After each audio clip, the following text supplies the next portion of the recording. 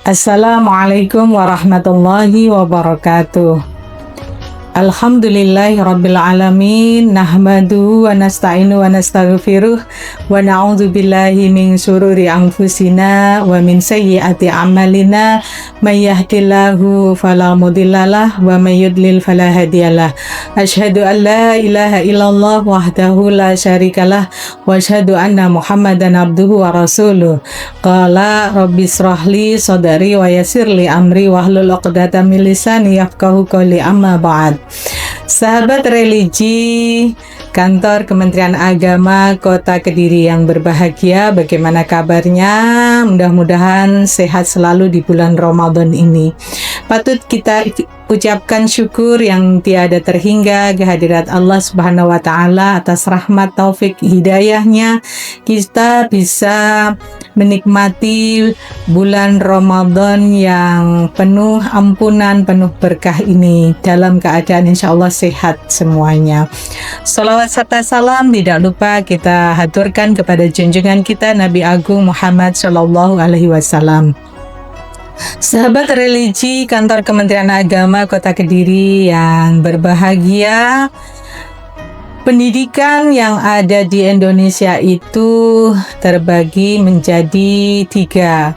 Ada pendidikan yang dimulai dari keluarga, yaitu pendidikan informal, kemudian pendidikan formal, dan pendidikan yang dilaksanakan oleh masyarakat atau pendidikan non formal. Saya batasi di sini berbicara mengenai pendidikan informal.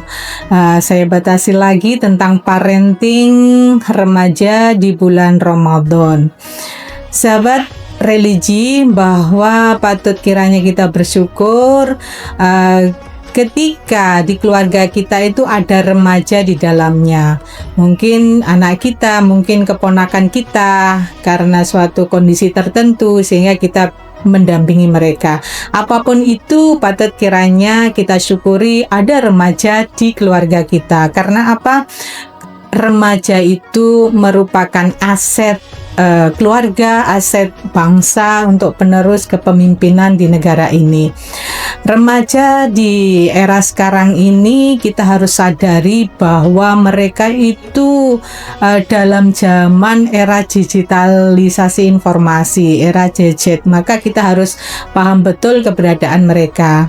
Kita tidak bisa melarang penuh akan penggunaan media sosial dan sebagainya, maka yang patut kita lakukan adalah pendampingan. Bagaimana supaya remaja yang ada di sekitar kita, remaja yang ada di keluarga kita ini menjadi remaja yang berkualitas. Dari sisi apa? Saya kalau berbicara, saya batasi mengenai 3 hal. Bagaimana remaja dari sisi knowledge atau pengetahuannya, kemudian dari sisi attitude atau sikapnya, dan dari sisi keterampilannya. Baik, diawali dari sisi knowledge atau pengetahuannya. Di bulan suci Ramadan ini patut kiranya kita memberikan pendampingan kepada anak remaja itu, bagaimana supaya potensi yang sudah ada pada dirinya itu bisa berkembang secara maksimal dari sisi positifnya. Jadi pengelolaan sisi positif remaja untuk peningkatan pengetahuannya. Artinya ketika di bulan suci Ramadan ini kita mengharapkan supaya mereka itu tidak hanya terjebak rutinitas yang biasa-biasa saja, tetapi bagaimana menumbuh kembangkan esensi bulan Ramadan ini menjadi sisi yang berkualitas, ya. Mungkin dari sisi pemahamannya tentang makna dari bulan suci Ramadan, bahwa kita pahamkan pada mereka bulan suci Ramadan itu bulan yang penuh ampunan, bulan yang penuh berkah, di mana kita melakukan apapun hal yang positif terkait kewajiban terhadap agama, kemudian terkait sunnah-sunnah atau ibadah sunnah itu pahalanya sedemikian besarnya.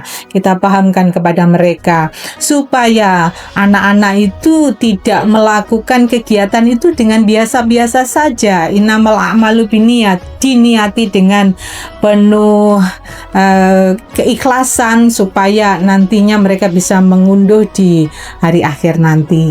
Jadi apa artinya puasa, apa ibadah wajib yang perlu dilakukan, ibadah sunnahnya seperti apa, ini adalah dari sisi knowledge-nya.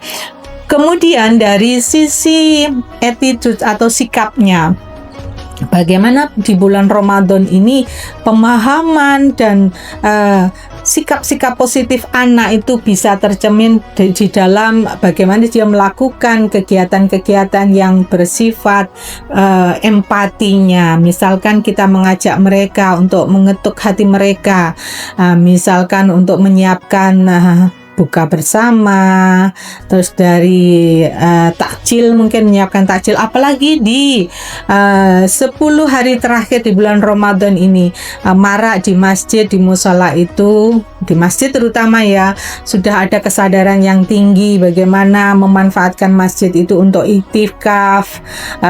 Kemudian sebagian masjid juga takmirnya ya untuk mengadakan iktikaf bersama, sholat sunnah, sholat tahajud, sholat hajat, sholat tasbih. Nah, diselesaikan atau diakhiri dengan sahur bersama. Nah, ini kita libatkan anak-anak itu supaya pemahaman mereka tidak hanya sekedar bicara saja, tetapi pelaksanaan mereka itu dari sisi positif, manfaat bagi orang banyak itu bisa dirasakan.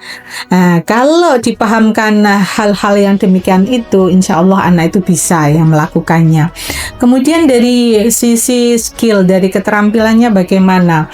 Dari keterampilan bisa soft skillnya kita sentuh juga, dimanfaatkan waktu yang ada itu untuk pengetahuan mereka bisa diterapkan.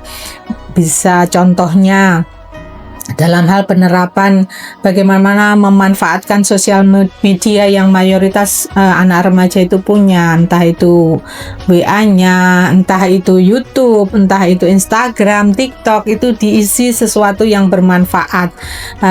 Ini adalah cara kita mengeluarkan potensi positif dari sisi soft skill-nya. Diiringi juga tentu dengan hard skill-nya. Hard skill-nya dia lebih bagaimana memberikan sesuatu yang energi yang positif yang dia punya. Misal karena banyak hal contoh-contohnya, saya mengambil contoh satu saja, misalkan kepiawaian dia di dalam mengoperasionalkan komputer, laptop yang dikombin mungkin dengan coding, dengan hal-hal yang bisa mengembangkan potensi diri dari sisi keterampilannya atau skillnya. Itu diantara contoh-contoh kegiatan atau parenting di bulan Ramadan khususnya bagi remaja. Di samping juga kita pemenuhan gizi pada mereka itu sangat amat dibutuhkan. Nutrisi yang baik itu akan bisa menumbuh kembangkan dari sisi fisik ya, dari sisi mental, sehingga mereka bisa selektif apa yang dia konsumsi. Itu harus seimbang antara karbonnya, antara proteinnya, mineralnya, dan lain sebagainya. Dipahamkan untuk itu bahwa puasa itu tidak hanya sekedar rutinitas dari tahun ke tahun, jadi harus ada pembeda dari sisi kualitasnya, dan dipahamkan kepada anak-anak harus menjaga diri atau menjaga kesehatannya. Karena ketika maghrib tiba misalkan, nah itu tidak langsung hantam kromo, apapun dia konsumsi tidak, tetap harus dalam bahasa agama, dalam apa yang dicontohkan oleh Rasulullah Sallallahu Alaihi Wasallam, bagaimana sepertiga perut kita untuk makanan, sepertiga untuk minuman, sepertiga untuk nafas, begitu ya. Dan yang terakhir adalah kita orang dewasa, orang tua itu di dalam pendampingannya sangat krusial sekali. Apa yang kita lakukan itu tidak hanya sekedar ngomong saja, tidak berbicara saja, tetapi menjadi role model bagi mereka, menjadi uswah.